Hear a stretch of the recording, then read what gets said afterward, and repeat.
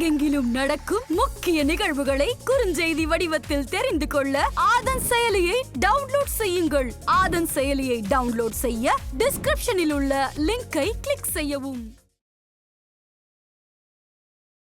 இன்னைக்கு ஜோதிடத்துறையில் நம்ம கோல வச்சணும்னா நான் ஒரு விஷயம் கற்றுக்கிட்டேன். யாருக்கெல்லாம் புதன் திசையோ இல்லை புதன் புத்தியோ புதன் அந்தரமோ போகுதோ அப்படின்னா இயல்பாகவே இவங்க அறிவை நோக்கி பயணப்பட ஆரம்பிச்சிருவாங்க. உங்களுக்கு புதன் திசையோ புதன் புத்தியோ போயிட்டு இருந்தா நீங்கள் எப்பேற்பட்ட கோடீஸ்வரனாக இருந்தாலும் சரி, ஒரு சிறு அளவு கடனாவது உங்களுக்கு வந்துடும். என்னுடைய ஜாதகத்தையே நான் ஒரு ஆராய்ச்சிக்கு உட்படுத்துறேன். சுக்கிர திசையில் புதன் புத்தி ஸ்டார்ட் ஆச்சு. நான் கடன் வாங்க வாய்ப்பே இல்லை. இந்த ஜாதகன்றது உண்மையாக இருந்தால் எனக்கு கடன் வரணும். அப்போ என்ன நடந்துச்சு,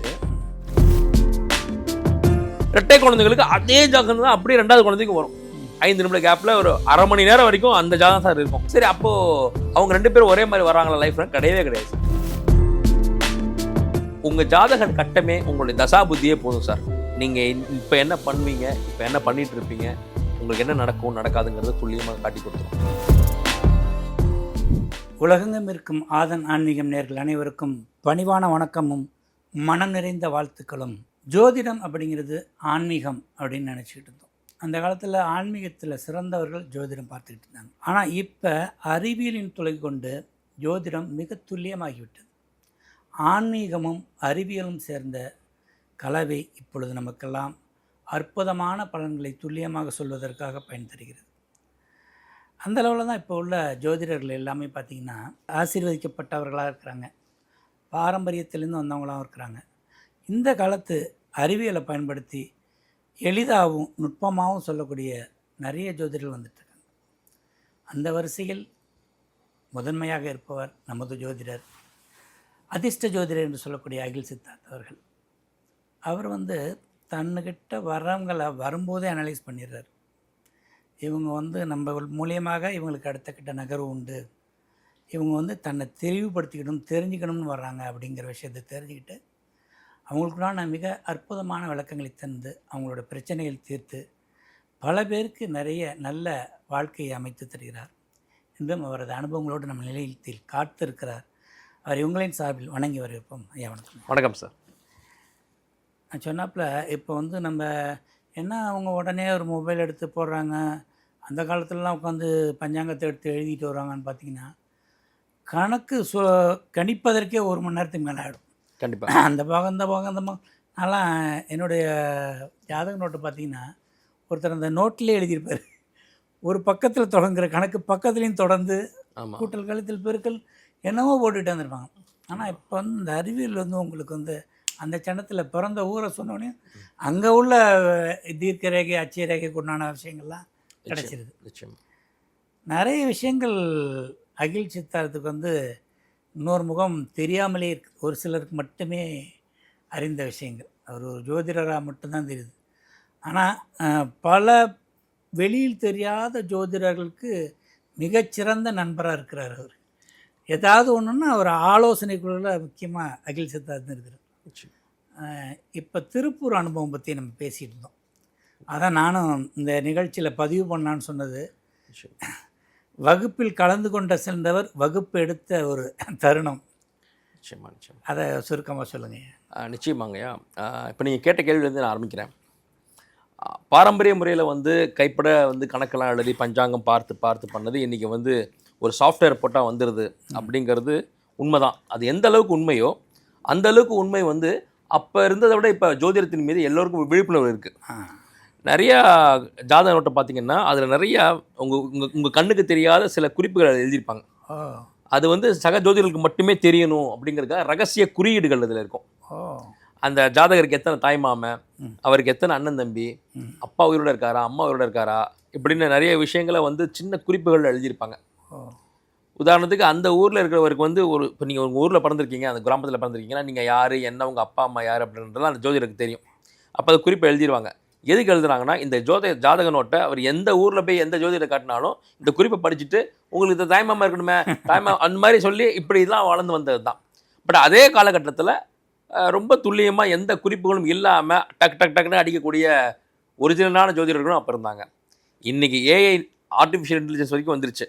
இப்போவும் இந்த கலையை ஒழுங்காக கற்றுக்கிட்ட ஒரிஜினல் ஜோதிடர்கள் இருக்காங்க, சும்மா எதுவுமே தெரியாமல் தெரிஞ்ச மாதிரி பவலா தரக்கூடிய போலி ஜோதிடர்களும் இருக்காங்க.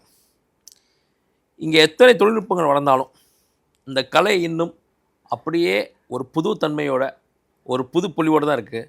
போலவே இந்த ஜோதிடத்துறையும் வந்து தன்னை தானே அப்டேட் பண்ணிக்கிட்டும் தன்னை தானே தகவமைச்சு கொண்டு தான் இருக்குது. இன்றைக்கி 2025 நம்ம பேசிக்கிட்டு இருக்கோம். இன்றைக்கி எல்லா துறைகள்லையுமே வந்து அந்த தொழில்நுட்பம்ன்றது வந்து விளையாட ஆரம்பிச்சிருச்சு. இன்றைக்கி டிஜிட்டல் கேமரா வரைக்கும் நம்ம வந்துட்டோம். அப்போது அது ஜோதிடம் விதிவிலக்கு இல்லை, இங்கேயும் சாஃப்ட்வேர் வந்துருச்சு. என்ன நீங்கள் முன்னாடி வந்து அவங்களே கைப்பட எழுதுவாங்க, இன்றைக்கி வந்து நீங்கள் ஒரு பட்டனை தட்டி date of birth, time of birth, place of birth போட்டால் ஒரு சார்ட் ஓப்பன் ஆகும், அவ்வளவுதான். உங்களுக்கு சார்ட் வந்து கை மேலே கிடச்சிருதே தவிர அதை தாண்டி இன்னும் கூட சில விஷயங்களில் இந்த ஜாதகர் இப்படி இருப்பார் அப்படி இருப்பார்னு ஒரு பொதுவாக அந்த கம்ப்யூட்டரில் ஒரு டேட்டா பேஸ் இருக்குது. அந்த டேட்டா பேஸை வச்சு மட்டுமே நீங்கள் காலம் தள்ளிடவே முடியாது.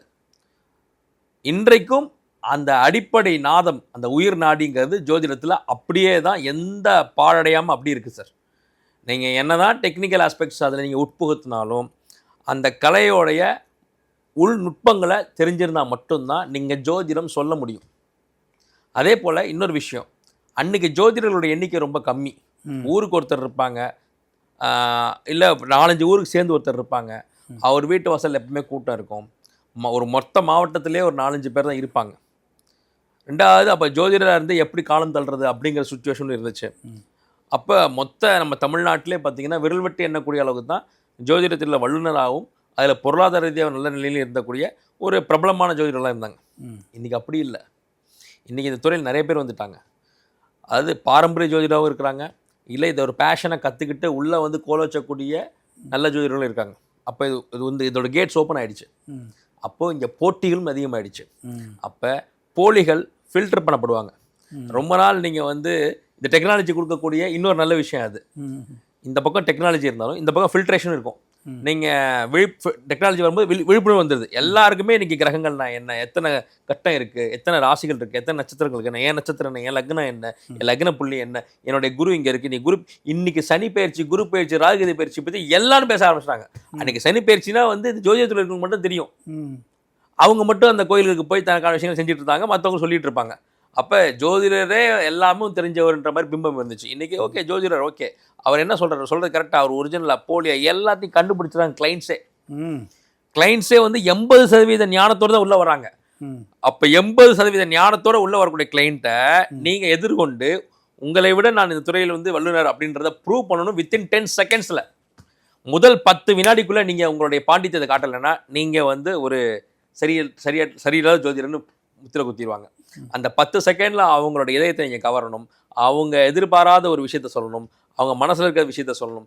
இத்தனை ஒரு சேலஞ்சஸ் இருக்குது இன்றைய தேதியில் ஜாதகத்தில் ஜோதிடராக பயணிக்கிறதுக்கு. அப்போது நான் வந்து தொடர்ந்து ஒரு ஜோதிட மாணவன் தான்.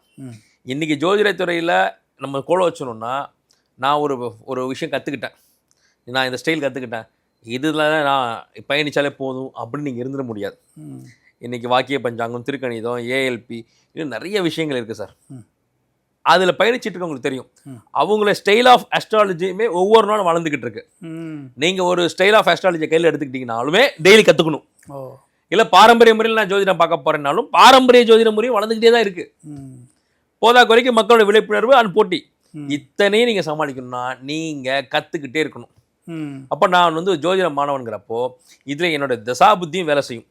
உங்களுடைய நீங்கள் கமெண்ட்ஸில் கேட்டு பாருங்கள், யாருக்கெல்லாம் புதன் திசையோ இல்லை புதன் புத்தியோ புதன் அந்தரமோ போகுதோ அப்படின்னா புதன் தான் வந்து அறிவு சாமி. அப்போது இயல்பாகவே இவங்க அறிவை நோக்கி பயணப்பட ஆரம்பிச்சிருவாங்க. இப்போ நீங்கள் கேட்கலாம், சார் நீங்கள் ஜோதிடத்தில் இருக்கீங்க, 4 புத்தகத்தை படிப்பீங்க, 4 கிளாஸுக்கு போவீங்க, இப்போ ஒரு மெக்கானிக் இருக்கார், இல்லை இப்போ படிப்புக்கு சம்மந்தம் இல்லாத ஒரு வேலையில் இருக்கார், அவருக்கு புதன் திசையோ புதன் அந்தரமோ புதன் புத்தியோ போச்சுன்னா அவர் எங்கே போய் கற்றுக்க போகிறாருன்னு நீங்கள் கேட்கலாம். அவங்க துறை சார்ந்த விஷயங்களை கற்றுக்கிட்டே ஆவாங்க, அதுக்கான சூழல் உருவாகியே தீரும். இதில் இன்னொரு சூட்சும ரகசியம் சொல்கிறேன்.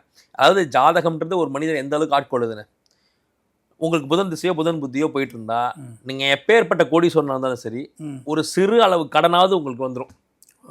இப்போ நான் உங்களுக்கு சொன்னேன், எனக்கு சுக்கிர திசையில் புதன் புத்தி போயிட்டுருக்கு, கடவுளோட புண்ணியத்தால் எனக்கு பெரிய ஆசைகளோ பெரிய பேராசைகளோ கிடையாது.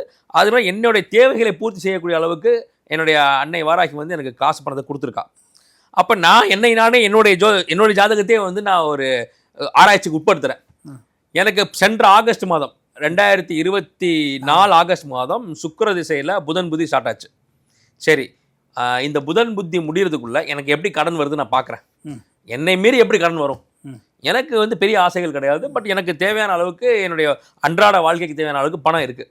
நான் கடன் வாங்க வாய்ப்பே இல்லை. இந்த ஜாதகன்றது உண்மையாக இருந்தால் எனக்கு கடன் வரணும் அப்படின்னு பார்க்குறேன். நம்ம பெட்டிக்கடையில் கடன் சொல்ல போகிறோமா இல்லை டீக்கடையில் கடன் சொல்ல போகிறோமா? கிடையாது. அப்போ என்ன நடந்துச்சு, நான் பள்ளிப்பாளையத்துக்கு ஒரு விருது விழாவுக்கு போகிறேன். எனக்கு அங்கே வந்து விருது தராங்க. அதை பற்றி நான் நிறைய இடங்களில் போஸ்டர்லாம் போட்டிருந்தேன், எல்லோரும் பாராட்டினாங்க. அங்கே என்னோட ஒரு நண்பர் வரார். நான் உங்கள்கிட்ட சொன்னேன் எனக்கு பெரிய ஆசைகள் இல்லை அப்படின்ட்டு. ஒரு நல்ல தரமான ஒரு புது ஃபோன் வாங்குகிற அளவுக்கு எங்கிட்ட பொருளாதார வசதி இருந்தாலும் என்னுடைய ஆல்ரெடி பயன்படுத்திட்டு இருந்தக்கூடிய ஒரு 2 வருடம் 3 வருடம் பழமையான ஃபோன் வந்து எனக்கு ரொம்ப கன்வீனியண்ட்டாக இருந்ததுனால அதை வச்சு பயன்படுத்திருந்தேன். என் நண்பர் என்ன பண்ணார், இல்லை நீ நல்ல ஃபோன் வாங்கணும் அப்படின்னு சொல்லிட்டு இருந்தார். டக்குன்னு என்ன பண்ணார், அவர் ஒரு ஃபோனை வந்து இஎம்ஐயில் வாங்கிட்டு வந்துட்டார். இப்போ இஎம்ஐயில் வாங்கிட்டு வந்துட்டாருன்னா அவர் சொல்ல, சரி நானே உனக்கு பே பண்ணுறேன் அப்படின்னு. எனக்கு தெரிஞ்சது இல்லை நீங்கள் வாங்கிட்டீங்க, இந்த இஎம்ஐ நான் பே பண்ணிடுறேன், உங்களுடைய ஜிபே நம்பர் மட்டும் எனக்கு கொடுங்க, நான் மாதம் கட்டிடுறேங்கிறேன். சரி, அப்போது ஒரு கடன் வந்து எனக்கு வந்துருச்சு. நான் முதல் மாதம் இஎம்ஐ கட்டிட்டேன். புதன் புத்தியில் ஆகஸ்ட் மாதம் ஆரம்பித்து நான் அக்டோபர் மாதமே கட்டிடுறேன். சரி, அடுத்து மொத்தமாக பே பண்ணலான்னா அவங்க என்ன சொல்கிறாங்க, இல்லை நீ குறைஞ்சபட்சம் 3 மாதத்துக்காவது நீ இன்ட்ரெஸ்ட் பே பண்ணால் தான் நாங்கள் அவனுக்கு க்ளோஸ் பண்ணுவோன்றாங்க. அப்போது நம்ம எந்த சூழல் இருந்தாலும் அந்த கிரகச்சேர்க்கை வேலை செய்தே தீரும். அப்போது புதன் புத்தியில் இன்னொரு முக்கியமானது படிப்பு. அப்படி தான் நான் வந்து நம்ம வந்து அப்பாயின்மெண்ட்ஸ் நிறையா இருக்குது, நம்ம பேட்டிகள் தர்றோம், மக்கள் நம்மளை ஒரு ஜோதிடராக ஏற்றுக்கிட்டாங்க, நம்ம சொல்கிறதெல்லாம் பலிக்குது, அப்போ நம்ம இப்படியே காலம் தள்ளலாமே அப்படிங்கிற எல்லா சாத்தியக்கூறுகளும் இருந்தாலும் இந்த புதன் திசையோ புதன் புத்தியோ உங்களை அறிவை நோக்கி தேடலை நோக்கி தள்ளியே தீரும். அப்போது பெரிய பெரிய ஜோதிட மகான்கள் அவங்க வகுப்புகள்லாம் எடுக்கும்போது அவர்கள் என்னை அழைப்பதும் நான் அங்கே போவதுமா இருந்தது. அப்போ சமீபத்தில் அப்படித்தான் நான் வந்து சந்திர நாடி அப்படின்னு சொல்லி ஒரு ஜோதிட வகுப்பு நான் ஜாயின் பண்ணி திருப்பூரில் போய் நான் படிக்கிறேன். அது ரொம்ப அருமையான ஒரு கலைங்கய்யா. ஜோதிட மகான் திருப்பூர் ஜிகே ஐயா என்னுடைய குருநாதர், அவருடைய நேரடி வகுப்பில் நான் போய் கலந்துக்கிறேன். சந்திர நாடியை வந்து ரொம்ப நுணுக்கமாக சொல்லி கொடுத்தாங்க. அங்கே இந்த இரட்டையர்கள் ஜாதகத்தை பற்றி பேசக்கூடிய ஒரு சூழல் வந்துச்சுங்கய்யா. இப்போ இந்த இரட்டையர்கள் ஜாதகம் அப்படின்னு ஒரு கான்செப்ட் வந்து அந்த சந்திர நாடி வகுப்பில் அமைய ஒரு கருத்தரங்கு மாதிரி உருவாயிடுச்சுங்கய்யா. இரட்டையரில் ஒருத்தரே நீங்களே? அப்போ நான் தான் இரட்டையர். அப்போ என் வகுப்பில் எங்கள் ஐயா என்னை பார்த்துட்டு சொல்லுங்க அப்படின்றாரு. ஏன்னா இரட்டையர் அப்படிங்கிறப்போ. அப்போது இங்கே என்ன விஷயம்னா, இன்றைக்கி நீங்கள் சொன்னபடி இந்த தொழில்நுட்பம் என்ன பண்ணுதுன்னா, முன்னாடி ஒரு 20 வருஷத்துக்கு முன்னாடி, இல்லை என்னுடைய காலகட்டம்னு வச்சுக்கோங்களேன், ஒரு 20-30 வருஷத்துக்கு முன்னாடி இரட்டையர்கள்ன்றது ரொம்ப அரிதாக இருக்கும். அங்கே ஒன்றும் இங்கொன்றுமா பிறப்பாங்க, பிறந்தோடனே ராமன் லட்சுமணன் பேர் வைப்பாங்க. எங்களுக்கும் அதை நடந்துச்சு. இன்றைக்கி இயற்கை கருத்தரிப்பு செயற்கை கருத்தரிப்பில் வந்து பார்த்திங்கன்னா அந்த IVF அப்படிங்கிறத பார்த்திங்கன்னா நிறைய பேருக்கு இரட்டை குழந்தைகள் சாத்தியப்படும். 80%. இப்போ நடிகை நயன்தாரா அவர்களுக்குமே பார்த்திங்கன்னா இரட்டை குழந்தைகள் தான் பிறந்திருக்காங்க. 2 ஆண் குழந்தை 2 பெண் குழந்தையுமே பிறக்கிறாங்க. அப்போ இன்னொரு அடுத்த 20 வருஷத்தில் இரட்டையர்கள் ஜாதகம் தான் நிறைய இருக்க போகுது. இயற்கையாக கருத்தரித்தல் முடிஞ்சிருச்சு, செயற்கையாக போகும்போது ரெட்டை குழந்தை பிறக்குது. அப்போது இனி வளர்ந்து வரும் ஜோதிடர்களுக்கு, இல்லை இந்த புதுசாக இன்னொரு 10 வருஷம் கழித்து புதுசாக இந்த ஃபீல்டுக்குள்ள வரப்போகிறவங்களுக்கு இருக்கக்கூடிய சேலஞ்சஸ் இந்த இரட்டையர்களுக்கு ஜாதகம் கணிக்கிறது தான். அட்லீஸ்ட் 10 ஜாதகத்துக்கு ஒரு ஜாதகமாக கண்டிப்பாக வரும். இப்போவே வர ஆரம்பிச்சிருச்சு சார். 2020 பிறந்தான் சார், இப்போ வயசு 5 ஆச்சு சார், 4 ஆச்சு சார்னு வராங்க. 2 குழந்தைங்களுக்கு ஜாதகம் எடுத்துகிட்டு வராங்க. இப்போது திருவண்ணாமலையை சேர்ந்த ஒரு இரட்டை குழந்தைகளுக்கு நான் ஜாதகம் எழுதிக்கிட்டு இருக்கேன். ஏன்னா நான் ஜாதகமும் எழுதி தர்றேன். அப்போ தனுஷி தன்யஸ்ரீன்னு சொல்லி அந்த குழந்தைங்களோட பேர், அவங்க 2 பேர் இரட்டை குழந்தைகள், பெண் குழந்தைகள். அவங்களுக்கு வந்து தனுசு ராசி புரட நட்சத்திரம் 1ஆம் பாதத்தில் நிற்குது. அப்போது அவங்களுக்கு நான் ஜாதகம் எழுதும்போது அந்த இரட்டை குழந்தைகளுக்கான விஷயங்கள் நான் பார்க்குறேன். இதில் என்ன ஒரு ஆச்சரியம்னாங்க சார், முதல் குழந்தை பிறகுதில்ல, அந்த முதல் குழந்தைக்கு தான் ஒரு ஜாதகம் ஓப்பன் ஆகும். இரட்டை குழந்தைகளுக்கு அதே ஜாதகம் தான் அப்படியே 2வது குழந்தைக்கு வரும். 5 நிமிட கேப்பில் ஒரு அரை மணி நேரம் வரைக்கும் அந்த ஜாதகம் சார் இருக்கும், 1 மணி நேரம் வரைக்கும் கூட. அப்போ இரட்டை குழந்தைகளுக்குனாலே ஒரே ஜாதக கட்டம் தான். குரு எங்கே இருக்கோ அங்கே இங்கேயும் குரு இருக்கும், இங்கே சுக்கிரன்னா அங்கே மாற்றமே இருக்காது, அப்படியே நீங்கள் எழுதி தான் தரணும். சரி, அப்போது அவங்க 2 பேரும் ஒரே மாதிரி வராங்களா லைஃப்பில்? கிடையவே கிடையாது சார். 2 பேரில் நீங்கள் கமெண்ட்ஸில் கூட கேளுங்க, 2 குழந்தை பிறக்குது, ட்வின்ஸ், ஆண் ஒன்றோ பெண் ஒன்றோ, 2 ஆணோ 2 பெண்ணோ பிறக்கிறாங்கனாலும் ஒருத்தர் வந்து ரொம்ப சிறப்பாகவும் இன்னொருத்தர் கொஞ்சம் ஸ்ட்ரகிள் பண்ணுறக்கூடிய அமைப்பில் தான் இருக்கிறாங்க. ஒருத்தர் நல்லா கலகலன்னு பேசக்கூடியவராகவும் இன்னொருத்தர் ரொம்ப ரிசர்வ் டைப்பாகவும் இருக்கார். ஒருத்தர் ஆரோக்கியமாக இருந்தால் இன்னொருத்தர் கொஞ்சம் ஆரோக்கிய சுணக்கமாகவும் இருக்கிறாங்க. கம்ப்ளீட் டிராஸ்டிக் டிஃப்ரென்ஸாக தான் இருக்குது சார். அவங்களோட தோற்றமும் ஒரே மாதிரி இருந்தால் கூட அவங்களோட குணாதிசயங்களும் அவங்களுக்கு அமைக்கக்கூடிய வாழ்க்கையும் வேறு மாதிரியா இருக்குது. அவங்களோட குணாதிசயங்களும் வேறு மாதிரி இருக்குது. மேபி காய்ச்சல் வந்தால் ஒரே நேரத்தில் காய்ச்சல் வர்றது, ஒரே நேரத்தில் சில விஷயங்கள் நடக்குமே. ஏன்னா அவங்களுக்கு ஒரே தசாபுத்தி போயிட்டு இருக்கனால அந்த கிளாஷ் நடக்கும். மற்றபடி ஒரு 90% மேலே அவங்க 2 பேரோட லைஃப் ஸ்டைலும் வேறு மாதிரி தான் இருக்கும். அப்போது அவங்களுக்கு எப்படி அப்போது ஒரே லக்னம், ஒரே ராசி, ஒரே நட்சத்திரம் எப்படி நீங்கள் சொல்ல முடியும்? நீங்கள் சிஸ்டமில் போட்டு இல்லை நீங்கள் ஜாதகத்தை கணிச்சு நீங்கள் ஒரே ஜாதகத்தை எழுதி கொடுத்துடலாம். ஆனால் இப்போ ஒரு பேரண்ட் வந்து தன்னுடைய குழந்தைகளுக்கு, ரெட்டை குழந்தைகளுக்கு ஜாதகம் எழுதி தர சொன்னாங்கன்னா, ஆமாம் பஞ்சாங்கப்படி ஒரே மாதிரி ஜாதக கட்டம் வந்துடும். ஆனால் அவங்ககிட்ட சொல்லும் போது வேறு மாதிரி சொல்லணும், உண்மையை எடுத்து சொல்லணும். லக்னத்தில் இருந்து 7ஆம் இடம், அந்த 7ஆம் இடம் என்ன ராசியோ அந்த ராசி தான் அந்த 2வது குழந்தைக்கு ஒர்க் அவுட் ஆகும். இப்போ எங்கள் அண்ணன் நானும் ட்வின்ஸு, நாங்கள் 2 பேரும் விருச்சிக ராசி, விருச்சிக லக்னம், கேட்டை நட்சத்திரம் தான். இதுதான் அஃபீஷியல் எங்களுடைய ஜாதகம். ஆனால் விருச்சிக ராசி, விருச்சிக லக்னத்துடைய குணாதிசயங்களோட எங்கள் அண்ணன் இருப்பார். நான் அதுலேருந்து 7ஆம் இடமான ரிஷப ராசி, ரிஷப லக்னத்துடைய குணாதிசயங்கள் நான் இருப்பேன். என்னுடைய வாழ்க்கை ரிஷபராசிக்குரிய ராசி அமைப்பு படி என்னுடைய வாழ்க்கை அமையும். அப்போ சனிப்பெயர்ச்சி, குரு பயிற்சி, ராகு பயிற்சி எல்லாமே எனக்கு ரிஷபத்தின் அடிப்படையில் எனக்கு அமையுது. அப்போ என்னுடைய சுய ஜாதகத்தை நான் வந்து ஆய்வுக்கு உட்படுத்துகிறேன். அவள் ஆய்வுக்கு உட்படுத்தும் போது எனக்கு நான் எழுதும்போது விருச்சிக ராசி, விருச்சிக லக்னம் நானும் எங்கள் அண்ணன் எழுதுவோம். ஆனால் அவர் மட்டும்தான் விருச்சிக ராசி, விருச்சிக லக்னத்தில் இருப்பார். என்னுடைய மொத்த வாழ்க்கையும் 7ஆம் இடமாகிய ரிஷபத்தின் அடிப்படையில் அமையுது.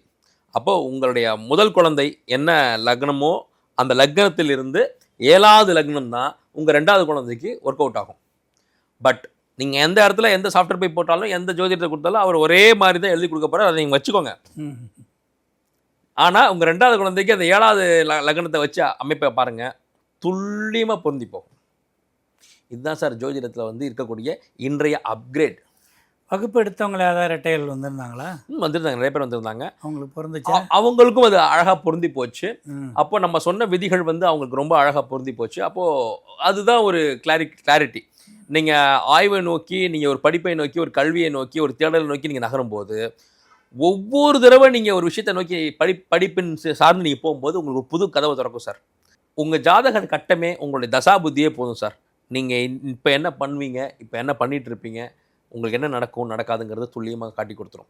அப்போது ஜாதகத்தையும் ஜோதிடத்தையும் மூட நம்பிக்கைன்னு நினைக்கிறவங்க தான் மூட நம்பிக்கையாக இருக்கிறாங்கன்னு அர்த்தம். அது ஒரு அறிவியல் நினச்சிட்டிங்கன்னா, அந்த அறிவியல் தரக்கூடிய பொக்கிஷத்தை நீங்கள் உணர ஆரம்பிச்சிட்டிங்கன்னா, உங்கள் லைஃப்பில் இனி அடுத்து இதுதான் நடக்கும், நம்ம இப்படி தற்காத்துக்கணும், இல்லை நம்ம இதை நோக்கி பயணப்படணும், நம்ம இப்படி போனால் பணம் வரும், இந்த இதில் போனால் நமக்கு வந்து தேவையானது கிடைக்கும்ன்ற அந்த சூட்சும ரகசியங்கள் உங்களுக்கு பிடிபட்டு போயிடும். அப்போது உங்களுக்கு எந்த வேலையில் அதிக பணம் கிடைக்கும், இல்லை எந்த தொழிலில் வந்து உங்களுக்கு அதிக பணம் கிடைக்கும் அப்படிங்கிற சங்கதி எல்லாமே உங்கள் ஜாதகத்தில் தான் இருக்கும். ஒரு ஜோதிடத்தை முழுமையாக கற்றுக்கிட்டவங்க எனக்கு பணம் இல்லையே அப்படி யோசிக்க மாட்டாங்க, எனக்கு வேண்டியது கிடைக்கலன்னு யோசிக்க மாட்டாங்க. எந்த காலகட்டத்தில், எந்த நேரத்தில் எதை இயக்கினால் பணம் கிடைக்கும், எதை இயக்கினால் தனம் கிடைக்கும், எதை இயக்கினால் பொன் பொருள் செல்வம் கிடைக்கும், எதை இயக்கினால் ஆரோக்கியம் கிடைக்கும், எந்த டாக்டர்கிட்ட போனால் நம்ம ஆரோக்கியத்தை மீட்க முடியும், எந்த மருத்துவமனைகிட்ட போனால் மீட்க முடியும், நம்ம எத்தனை வருஷம் இருப்போம், நமக்கு எந்தெந்த காலகட்டத்தில் எந்தெந்த சுணக்கங்கள் ஏற்படும், அதை எப்படி நம்ம டேக்கிள் பண்ணிக்கணுங்கிற அத்தனை டேட்டா பேஸும் அந்த ஜாதகத்தை ஜோதிடத்தை ஒழுங்காக கற்றுக்கிட்டவங்களால் கணிக்க முடியும். ஸோ ஜாதகத்தை தாண்டி வேறு எதுவும் இல்லை. குருவுக்கு தெரியும் யாருக்கிட்ட கொடுத்தா சரியாக செய்வாங்கன்னு. அத்தனை பேரில் இந்த விஷயத்தை உங்களை எடுக்க சொன்னார் பாருங்கள். நீங்கள் வகுப்பு அட்டன் பண்ண போகிறீங்க, இரட்டையர் ஜாதகத்தை வந்து நீங்கள் எடுங்கன்னு சொல்கிறதுல வந்து நீங்கள் அவ்வளோ அனலைஸ் பண்ணியிருப்பீங்க. உங்களோட விஷயங்களில் வந்து அண்ணாருக்கும் எனக்கும் இந்த வித்தியாசங்கள், ஒரே ராசி நட்சத்திரம்னு சொன்னப்போ லக்னமும் வர்றப்ப எதுக்கு மாற்றன்னு வர்றப்ப எவ்வளோ பெரிய தீர்வு கிடைச்சிருக்கு. நிச்சயமாக இத்தனை வருடத்தில் நான் வந்து நான் அடைந்த அத்தனை வெற்றிகளுக்கும் என்னுடைய குருமார்கள் தான் காரணம். என்னுடைய அத்தனை வெற்றிகளையுமே என் தாய் வாராகி அம்மாவுக்கும் என்னுடைய குருமார்களுக்கும் என் தாய் தந்தையருக்கும் தான் நான் வந்து காணிக்கை ஆக்குறேன். எங்கேயுமே யாருமே ஒரு குருமார் இல்லாமல் வெளியில் வந்துட முடியாது. அந்த வகையில் எனக்கு ஜோதிடம் கற்றுக் கொடுத்த அத்தனை குருமார்களுக்கும் நான் இன்றைக்கும் கடமைப்பட்டிருக்கிறேன். அவரை கூட நான் எடுத்த புகைப்படம் கூட பார்த்தீங்கன்னா அவ்வளோ ஸ்நேகமாக இருக்கும். என் மீது தோள் மேல் கை போட்டு அவ்வளோ அழகாக அந்த ஃபோட்டோ எடுத்திருப்பார். ஸோ இன்னொரு விஷயம் உங்களுக்கு சொல்கிறேங்க சாமி. தந்தை தான் முதல் குரு, குரு தான் உங்களுக்கு 2ஆம் தந்தை. இது நீங்கள் கமெண்ட்ஸில் சொல்லி கேட்டு பாருங்கள், சொல்லுவாங்க. உங்கள் தந்தை உங்கள் லைஃப்பில் என்ன இம்பேக்டை கொடுக்குறாரோ அதுக்கு அப்படியே கொஞ்சமும் மாறாத இம்பேக்டை தான் உங்கள் குரு கொடுப்பார் சார். உங்களுக்கு உங்கள் தந்தையை பிடிக்குதுன்னா உங்களுக்கு குருவும் உங்களுக்கு பிடித்த குருவாக அமைஞ்சிருவார். உங்களுக்கு உங்கள் தந்தையை பிடிக்காது அப்படின்னா உங்களுக்கு சத்தியமாக எந்த குருவுமே உங்களுக்கு பிடிக்காத மாதிரி தான் அமைவாங்க. அதுதான் அந்த ஜாதக அமைப்பு. உங்கள் தந்தை உங்களுக்கு எந்த வகையிலலாம் டார்ச்சர் பண்ணாரோ அதே டார்ச்சரை உங்கள் குரு பண்ணிவிடுவார். இல்லை உங்கள் தந்தை எந்த அளவுக்குலாம் உங்கள்கிட்ட பொறுத்து போய் உங்களை அனுசரித்து போனாரோ அதே அளவுக்கு பொறுத்து போய் உங்களை அனுசரித்து உங்களை ஆதரிக்கக்கூடிய அமைப்பில் உங்களுடைய குருநாதர் அமைவார். அந்த வகையில் எனக்கு குருவாக என் தந்தை அமைந்தார். என் குருமார்கள் எல்லாம் எனக்கு தந்தையாக செயல்படுகிறார்கள். அவினாசி ஜோதிலிங்கம் ஐயான்னு என்னுடைய இன்னொரு குருநாதர் திடீர்னு கால் பண்ணுவார். நான் இத்தனைக்கும் அவருடைய காலை 2-3 நாள் கழித்து தான் நான் எடுப்பேன். அப்போ கூட கோச்சிக்காம, ஓ நீ என்னுடைய கால் எடுக்க முடியாத அளவுக்கு நீ பிஸியாக இருக்கியா, சந்தோஷம்தான். என்னுடைய சிஷ்யன் நீ என் கால் எடுக்க முடியாத அளவுக்கு பிஸியாக இருக்கேன்னா சந்தோஷம்தான் அப்படின்னு சொல்லுவார். அடுத்து எதுக்காக கூப்பிட்டேன், சரி பரவாயில்ல அதே எனக்கு மறந்து போச்சு, நீ பேச சந்தோஷம். மலேசியாலாம் புரியாமே, நான் இன்னும் மலேசியா போனதில்லை, உன்னோட மலேசியாவுக்கு எப்படி போகிறது என்கிட்ட. அவருக்கு உலகம் ஃபுல்லாக ஆட்கள் இருந்தால் கூட நம்ம புள்ள மலேசியா போயிருக்கானே அப்படின்னு சொல்லி அவருக்கு எல்லாம் தெரிந்தாலும் எதுவும் தெரியாத ஒரு சிறுபிள்ளை போல் என்கிட்ட மலேசியா போகிறது எப்படின்லாம் கேட்டார். இது போன வாரம் நடந்த விஷயம். ஸோ அந்த மாதிரி இதே தான் எங்கள் அப்பா எனக்கு பண்ணுவார். அவருக்கு எல்லாமே தெரிஞ்சிருந்தாலும் அவருக்கு எதுவுமே தெரியாத மாதிரி என்கிட்ட சில விஷயங்களை கேட்டு நான் சொன்னதை கேட்டு இம்ப்ளிமெண்ட் பண்ணுற மாதிரி ஒரு விஷயத்தை கிரியேட் பண்ணுவார். ஸோ ஒவ்வொரு முறையும் என் குருநாதர்கள்கிட்ட என் தந்தையை பார்க்குறேன். என் தந்தையிடம் நான் என்னுடைய முதல் குருநாதரை பார்த்தேன்.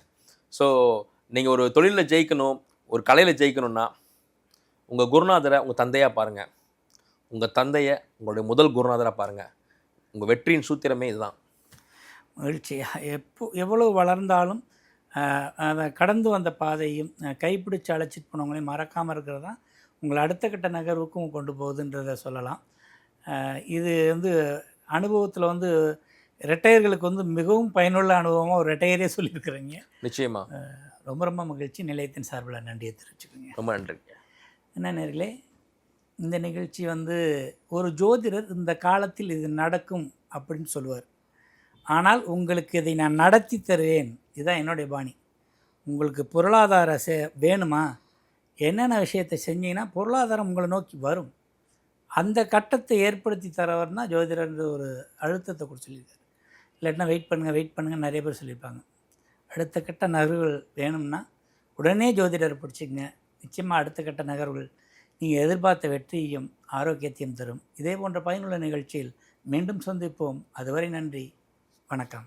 அதிர்ஷ்ட ஜோதிடர் அகில் சித்தார்த் அவர்களிடம் ஜோதிட ஆலோசனை பெற வேண்டுமா? 9566626742 என்ற எண்ணிற்கு உங்கள் பெயர் மற்றும் தாங்கள் இப்பொழுது வசிக்கும் ஊர் இந்த இரண்டையும் டைப் செய்து அனுப்பவும். உங்களுக்கு வாட்ஸ்அப் மூலம் மட்டுமே உங்களுக்கான பதிவு மற்றும் ஆலோசனை பற்றிய விவரங்கள் அனுப்பப்படும்.